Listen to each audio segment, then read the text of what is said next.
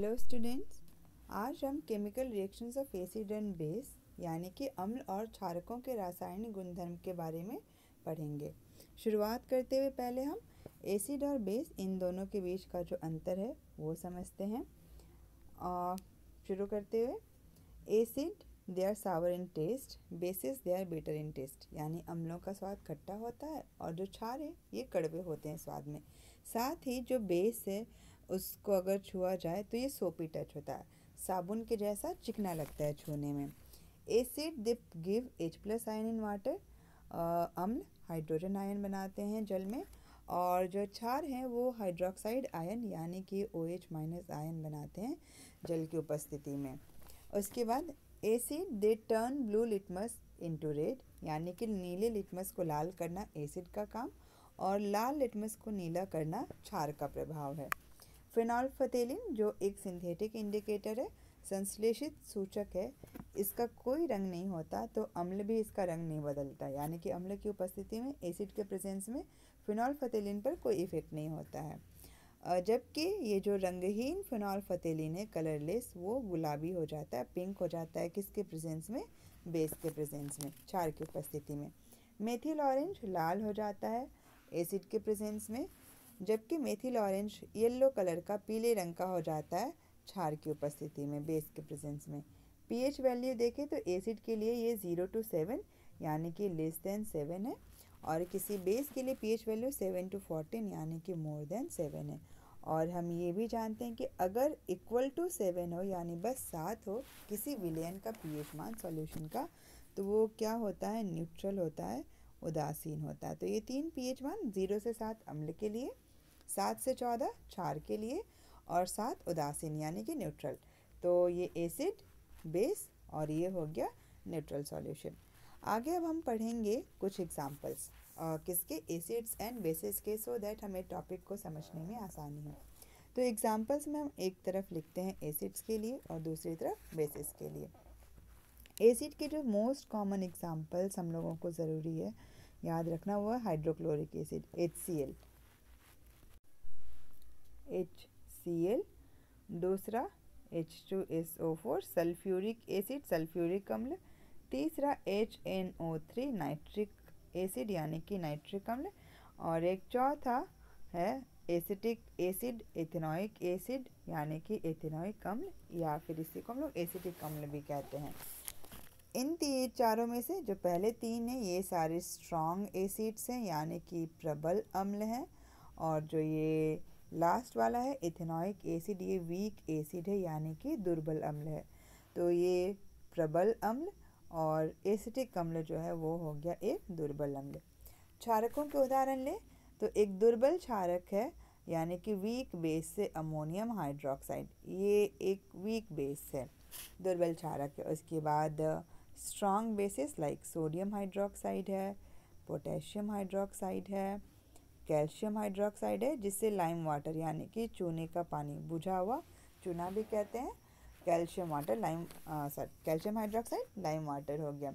उसके बाद जैसे मिल्क ऑफ मैग्नीशिया यानी कि मैग्नीशियम हाइड्रोक्साइड, जिसका हम लोग यूज़ एंटासिड के फॉर्म में करते हैं। और भी इस तरह से जिस भी फार्मूला में हमें लास्ट में OH मिले, ये हमें इंडिकेट करता है, बताता है कि ये जो नाम दिया हुआ है या फिर सूत्र दिया हुआ है वो किसका है? क्षार का है यानी कि बेसिस का है।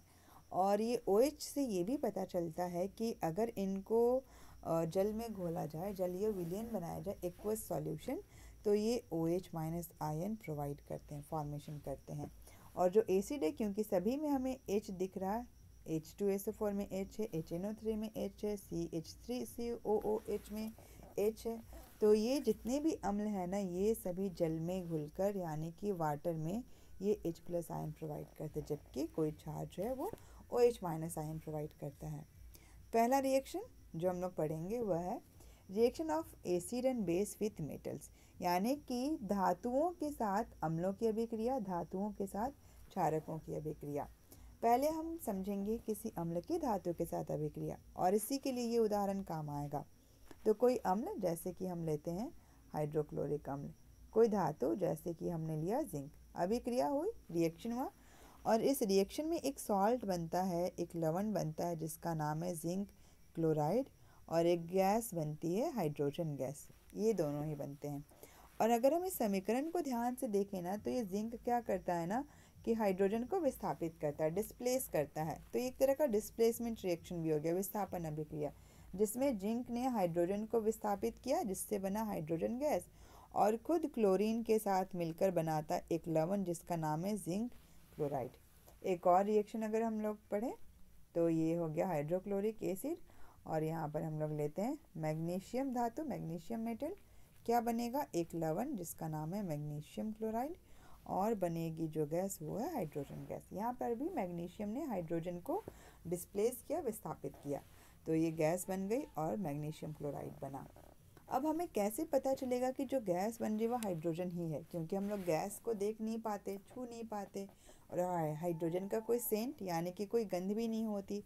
तो ये पता करने के लिए क्या करना है बस कि एक जलती हुई मोमबत्ती या फिर एक जलती हुई माचिस की तीली जो है वो इस परखनली टेस्ट ट्यूब के पास लानी है, और जैसे ये हाइड्रोजन गैस के संपर्क में आएगा ना, हाइड्रोजन गैस जलेगा और बहुत तेज़ी से जलता है, पॉप साउंड क्रिएट करते हैं, एकदम पटाखे की तरह अचानक से ऐसे पॉप करके जल जाएगा, जिसको हम हिंदी में फटफट की ध्वनि कहते हैं।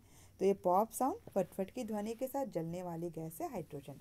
और अगर ऐसा हुआ तो हम इस गैस को पता कर पाते हैं। तो हमने अभी तक क्या पढ़ा? एक अम्ल और एक धातु की अभिक्रिया जिसमें क्या बना? लवण एवं hydrogen gas, salt and hydrogen gas का फॉर्मेशन हुआ। नेक्स्ट हम लोग अभी क्या जानेंगे इसी टॉपिक के अनुसार? बेस विथ मेटल, यानी कि किसी क्षारक की किसी धातु के साथ अभिक्रिया। और कोई क्षारक जैसे हम लेते हैं सोडियम हाइड्रोक्साइड। और ध्यान देने वाली बात यह है कि अम्ल और धातुओं की अभिक्रिया बहुत सामान्य है, यानी कि कॉमन रिएक्शन से मिलता रहेगा, लेकिन क्षारकों की जो धातुओं के साथ अभिक्रिया है ना, ये बहुत कम मिलती है। कुछ ही धातु कुछ क्षारकों के साथ, यानी कि only few metals they are able to react with only few of the bases, और सेम प्रोडक्ट का फॉर्मेशन होता है। जैसे जिंक है, जिंक यहाँ पर बनाता है एक सॉल्ट जिसका नाम है सोडियम जिंकेट, Na2ZnO2, और पहले वाले रिएक्शन की तरह जो गैस बनती है वो हाइड्रोजन गैस है। इसी बेस को हम लोग एक और धातु जैसे कि एल्यूमिनियम के साथ रिएक्ट करवाएं तो यहाँ पर भी एक सॉल्ट बनेगा और इसका नाम है सोडियम एल्यूमिनेट, सोडियम एल्यूमिनेट, और जो गैस बनती है वह है हाइड्रोजन गैस। और ये भी कैसे पता चलेगा? पॉप साउंड के साथ ये गैस जो है वो जलेगी।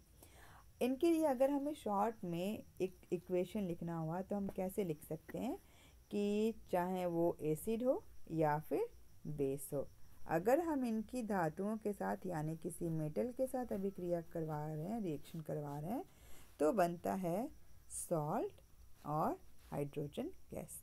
तो ये हमारे लिए एक शॉर्ट इक्वेशन हो गया जिससे कि हम लोग ये रिएक्शन को कंप्लीट कर सकते हैं, सॉल्व कर सकते हैं। नेक्स्ट रिएक्शन जो हम स्टडी करेंगे वह है किसी भी एसिड यानी कि अम्ल की किसी मेटल कार्बोनेट या फिर किसी अम्ल की मेटल हाइड्रोजन कार्बोनेट के साथ रिएक्शन अभिक्रिया। मेटल कार्बोनेट का मतलब क्या हुआ? एक मेटल, जैसे कि जिंक एक मेटल है, कार्बोनेट का मतलब हो गया CO3। दूसरा मेटल कार्बोनेट जैसे कि कैल्शियम मेटल हो गया यानी कि धातु, और CO3 हो गया कार्बोनेट, तो ये धातु कार्बोनेट हो गया। एक और एग्जांपल जैसे कि सोडियम कार्बोनेट Na2CO3, सोडियम हो गई धातु और CO3 कार्बोनेट। हाइड्रोजन कार्बोनेट का एग्जांपल ले हम लोग तो जैसे कि कैल्शियम हाइड्रोजन कार्बोनेट CaHCO3। अगर हम और एग्जांपल लें तो जैसे कि sodium hydrogen carbonate. Hydrogen carbonate को बाई कार्बोनेट भी कहते हैं, तो हम बड़ा सा नाम हाइड्रोजन कार्बोनेट की जगह इस नाम को पढ़ सकते हैं सोडियम बाई कार्बोनेट, बाई के साथ कार्बोनेट लग जाएगा, कैल्शियम बाई कार्बोनेट, और या फिर हम लोग कहेंगे calcium hydrogen carbonate, sodium hydrogen carbonate. तो इन सभी में से किसी का भी हम रिएक्शन पढ़ेंगे किसके साथ? किसी एसिड के साथ। तो ये हम पढ़ते हैं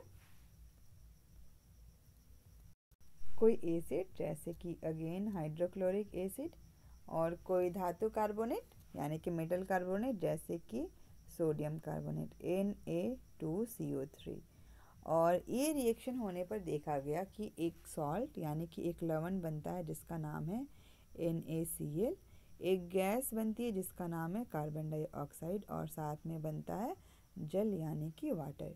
इस रिएक्शन में भी एक गैस बनी।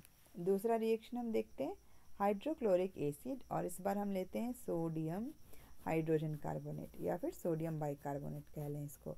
और इस रिएक्शन में भी एक सॉल्ट बनता है, एक लवण बनता है जिसका नाम है सोडियम क्लोराइड, गैस बनी कार्बन डाइऑक्साइड और बनता है जल। तो ये अगर हम सोडियम कार्बोनेट ले या हाइड्रोजन कार्बोनेट ले या फिर एक और रिएक्शन में जैसे कि हम H2SO4 के साथ जिंक कार्बोनेट ले लें, ZnCO3 रखें, ये सिमिलर रिएक्शन होगा और एक सॉल्ट बनेगा जिसका नाम है ZnSO4, जिंक सल्फेट बना, जिंक सल्फेट, जो गैस बनी कार्बन डाइऑक्साइड और बना यहाँ पर वाटर यानी कि जल।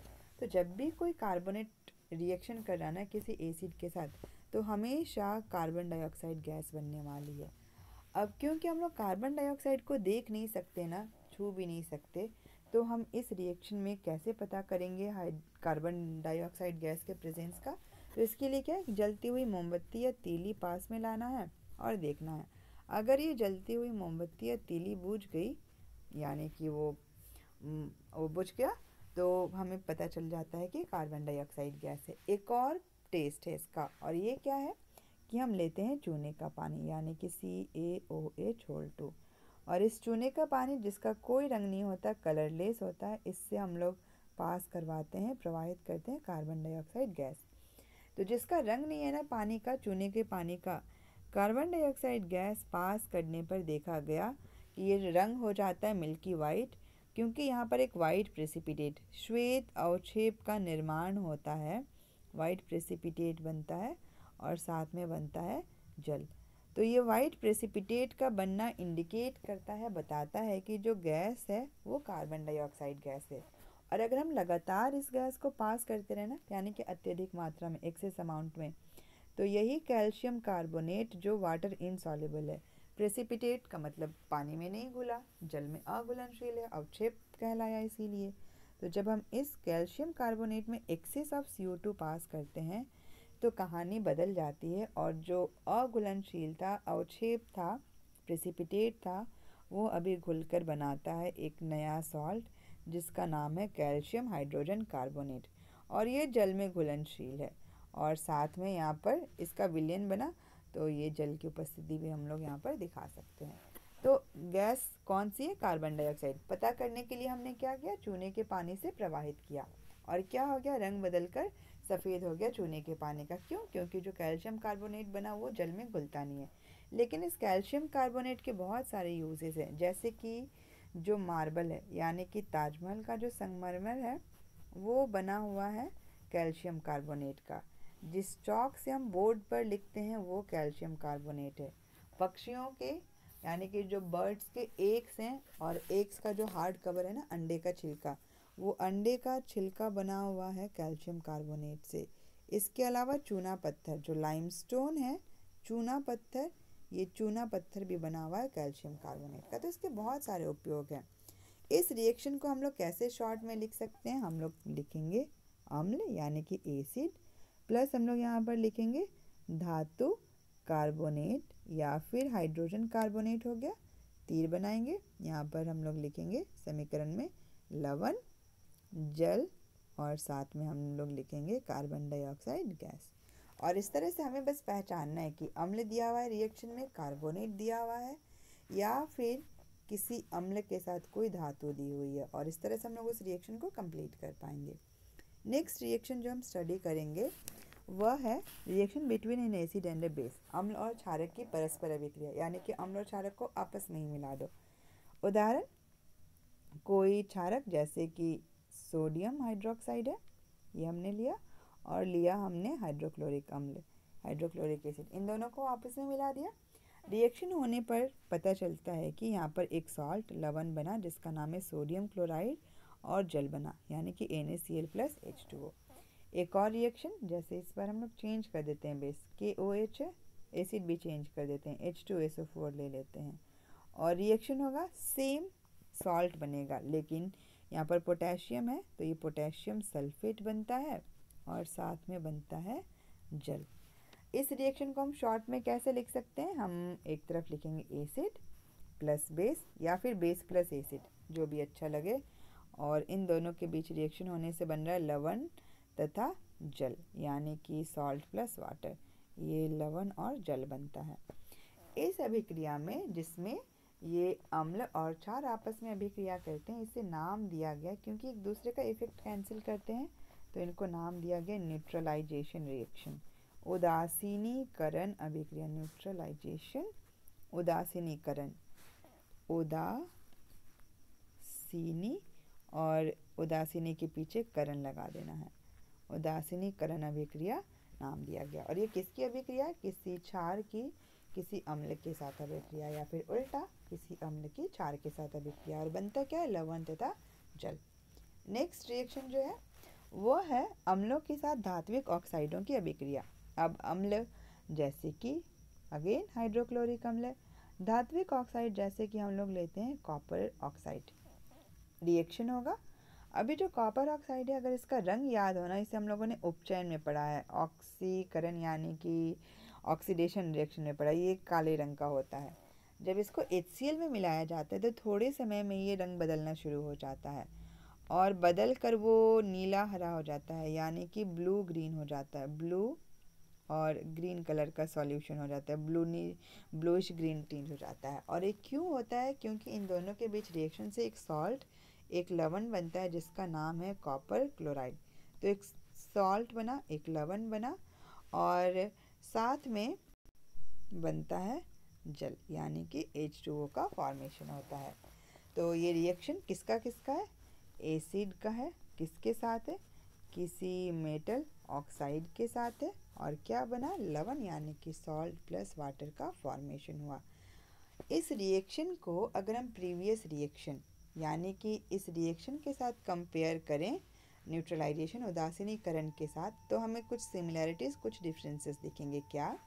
यहाँ पर भी एसिड, इधर भी एसिड है, ये एक, इधर में लेकिन बेस है।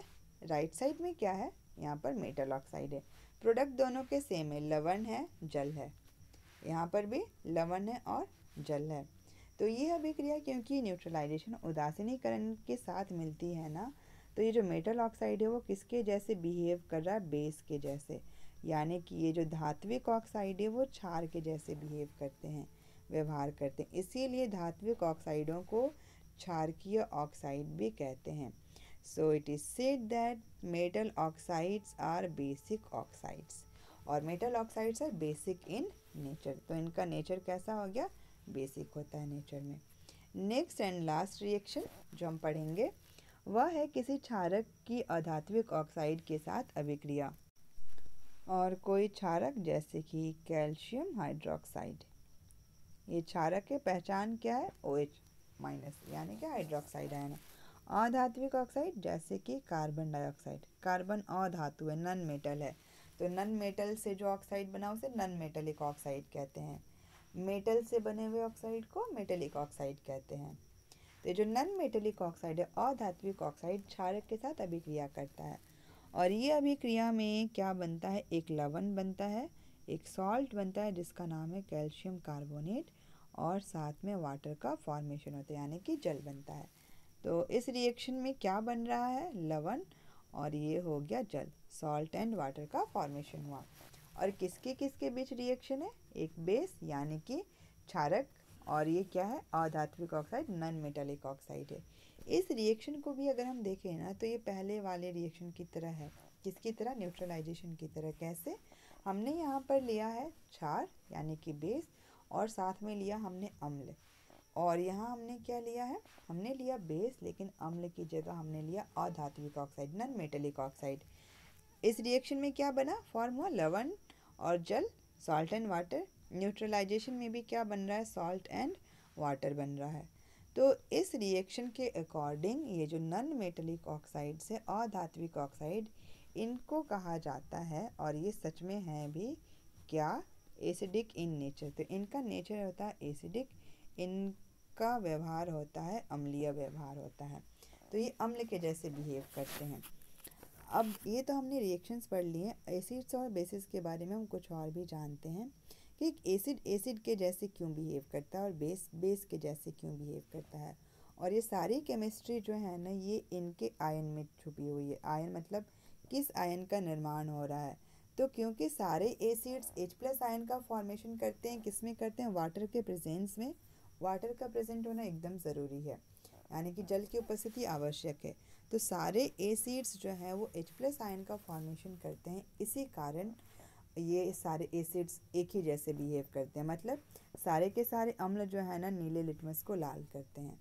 और क्योंकि जितने भी बेसिस हैं, क्षार है, सभी में हाइड्रोक्साइड आयन है जो कॉमन है। इसी कारण सभी क्षार जो है ना, चाहे वो कोई भी क्षार हो, वो क्या करता है कि लाल लिटमस को नीला करता है। तो जो सिमिलैरिटी है बिहेवियर की एसिड्स की, वो H+ आयन से आती है। बेसिस की जो सिमिलैरिटी है वो OH- आयन की वजह से हो आती है। याद यहाँ पर क्या रखना है कि हमने जो अमोनियम हाइड्रोक्साइड पढ़ा वो एक वीक बेस है और बाकी सारे स्ट्रॉन्ग बेसिस है। Even magnesium hydroxide is also a weak base, यानी कि दुर्बल क्षारक है जिसका एंटासिड के रूप में उपयोग किया जाता है। Milk of magnesia. तो ये हमने पढ़े रिएक्शंस। पहला तो हमने मेटल के साथ एसिड एंड बेस का रिएक्शन पढ़ा जिसमें सॉल्ट एंड हाइड्रोजन गैस बनती है। दूसरा हमने पढ़ा किसी एसिड का कार्बोनेट और हाइड्रोजन कार्बोनेट, जिसमें कार्बन डाइऑक्साइड को याद रखना ज़रूरी है। और इस गैस का टेस्ट जो चूने के पानी को दूधिया कर देती है। श्वेत अवक्षेप का निर्माण होता है, वाइट प्रेसिपिटेट का फॉर्मेशन होता है। उसके बाद इम्पॉर्टेंट है हमारे लिए अम्ल और क्षारक की अभिक्रिया, न्यूट्रलाइजेशन रिएक्शन। इस रिएक्शन में ना एक और चीज़ बड़ा इंटरेस्टिंग है कि ये Cl और ये Na ये एक साथ आ जाते हैं। H और OH बच गया ना, तो ये दोनों मिलकर क्या बनाते हैं, जल का निर्माण करते हैं। तो ये H+ आयन OH- आयन ये दोनों मिलकर जल बना लेता है, न्यूट्रल बना लेता है। हम लोग आगे कुछ क्वेश्चंस करते हैं। और ये क्वेश्चन क्या है कि अगर हम लोगों को अचार रखना हो, खट्टे पदार्थ रखने हो, जैसे कि मान लो दही रखना हो या फिर आम का अचार रखना हो, नींबू का अचार बना के रखना हो, तो हम किस तरह के बर्तन में रखें। प्लास्टिक के बर्तन, कांच के बर्तन या धातुओं के बर्तन जैसे पीतल के बर्तन, तांबे के बर्तन या एल्युमिनियम के बर्तन। तो ये सलाह दी जाती है ना कि दही को कभी भी धातुओं यानी कि मेटल के जो बर्तन है ना, उनमें कभी नहीं रखना चाहिए। क्यों? क्योंकि हम लोग जानते हैं दही खट्टा है और खट्टा होने का मतलब क्या है, इसमें है अम्ल यानी कि एसिड है। धातु ये मेटल्स हो गए, तो चाहे वो पीतल का बर्तन हो या तांबे का बर्तन हो या जस्ता हो, एल्युमिनियम, सब के सब धातु हैं। तो जब भी ये दोनों आपस में मिलेंगे ना, रिएक्शन होगा और कुछ ना कुछ यहाँ पर एक नया पदार्थ बनेगा जो हो सकता है हमारे लिए जहरीला हो। और इससे क्या होगा, दही खराब, अचार भी खराब हो गया, जिसमें माने कोई भी खट्टा पदार्थ हो वो खराब, साथ में हमारा जो बर्तन होगा ना धातु का, वो भी खराब। तो ये दही मिट्टी के बर्तन में जमाया जाता है या फिर वैसे बर्तन में जिसके साथ वो रिएक्शन न करे। अचार भी कांच के डब्बों में या प्लास्टिक के डब्बों में रखे जाते हैं ताकि अचार का जो खट्टापन यानी कि जो अम्ल है वो रिएक्शन ना करे किसी मेटल के साथ। कुछ और प्रश्न हम लोग बनाते हैं। वो ये है कि अगर कोई एसिड, ये एसिड जो है वो अगर मेटल के साथ रिएक्शन कर रहा है तो कौन सी गैस बनती है। यानी कि इसी रिएक्शन को हमें पढ़ना है फिर से कि अगर इन दोनों के बीच रिएक्शन हो रहा है तो कौन सी गैस बन रही है। और जो गैस बनती है वह है हाइड्रोजन गैस। और इसका पता कैसे लगाया जाता है कि अगर हम जलती हुई तीली माचिस की लाएंगे इसके पास, तो वो पॉप साउंड के साथ जलेगी, फटफट की ध्वनि के साथ जलेगी। अगला एक सवाल कि माना कि हमारे पास कोई धातु यौगिक है जिसका नाम A है और उसका रिएक्शन हो रहा है हाइड्रोक्लोरिक एसिड के साथ और एक सॉल्ट बन रहा है कैल्शियम क्लोराइड, साथ में एक गैस बन रही है जो बुझा देती है जलती हुई मोमबत्ती को। तो हमें ये पता करना है कि ये गैस कौन सी बन रही है और साथ में ये जो A है ना वह क्या है। और अगर ये पता चल गया तो इसको संतुलित बैलेंस करना है। तो अगर हम गैस करें तो जलती हुई मोमबत्ती को बुझाने का काम एक ही गैस कर सकती है और वह है कार्बन डाइऑक्साइड। और ये कैल्शियम क्लोराइड जो सॉल्ट है, लवण है, और कार्बन डाइऑक्साइड गैस, ये कौन से रिएक्शन में बनता है।